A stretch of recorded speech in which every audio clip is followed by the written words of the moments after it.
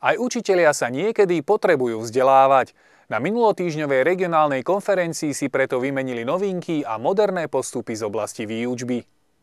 Regionálna konferencia Učíme pre život s podtitulom Myslíme kriticky, učme moderne, žijme aktívne zaplnila v pondelok 5. marca veľkú zasadačku Mestského úradu. Usporiadateľom bola nezisková organizácia Indícia, ktorá sa venuje vzdelávaniu učiteľov. Cieľom je, aby sa v školách diskutovalo o tom, že kam tie školy smerujú, lebo veľakrát sa zdá, že po tých 22 rokoch od revolúcie sa v školách veľa toho nezmenilo, respektíve nezmenilo sa to toľko, koľko by sa mohlo zmeniť a tá spoločnosť sa v princípe mení. Menia sa veci, mení sa myšľanie ľudí, menia sa profesie, ktoré okolo nás fungujú a školy sú také nejaké zo zotrvačnosti stále rovnaké, takže málo toho sa deje.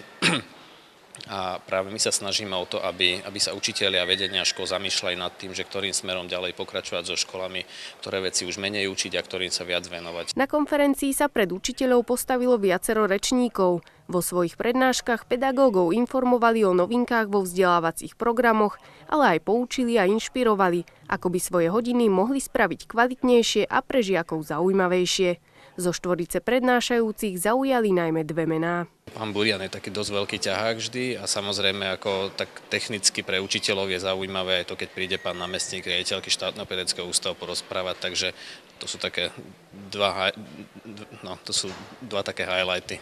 Konferenciu otváral práve Vladimír Burian, ktorý, ako sám uvádza, v školstve pôsobí od svojich 4 rokov, kedy začal navštevovať materskú škôlku. Roky praxe a bohaté skúsenosti podložené pestrým prejavom zaujali všetkých prítomných. Pán Burian veľmi dobre rozpráva, on sa venuje teda školstvu dlhé roky, on v podstate 17 rokov sa venuje testovaniu žiakov a jeho pohľad na školský systém je, myslím, že veľmi zaujímavý a vnáša do toho práve to kritické myslenie.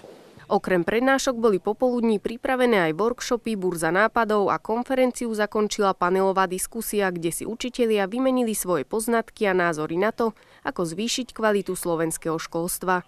V Ružomberku sa zišlo asi 80 účastníkov, no počas celej série konferencií sa v obecenstve dokopy vystrieda 1200 učiteľov z 500 škôl. Robíme jednu veľkú konferenciu v Poprade, každoročne, kde je 300 učiteľov, tá je trojdňová a okrem toho tento rok robíme sériu 12 regionálnych konferencií, takže máme v rôznych mestách Slovenska od začiatku februára až do mája sériu 12 takýchto konferencií. Regionálnu konferenciu Učíme pre život spoločne s neziskovou organizáciou Indícia pripravili Klub moderných učiteľov z Ružomberka, Mestský úrad a Gymnázium svätého Andreja.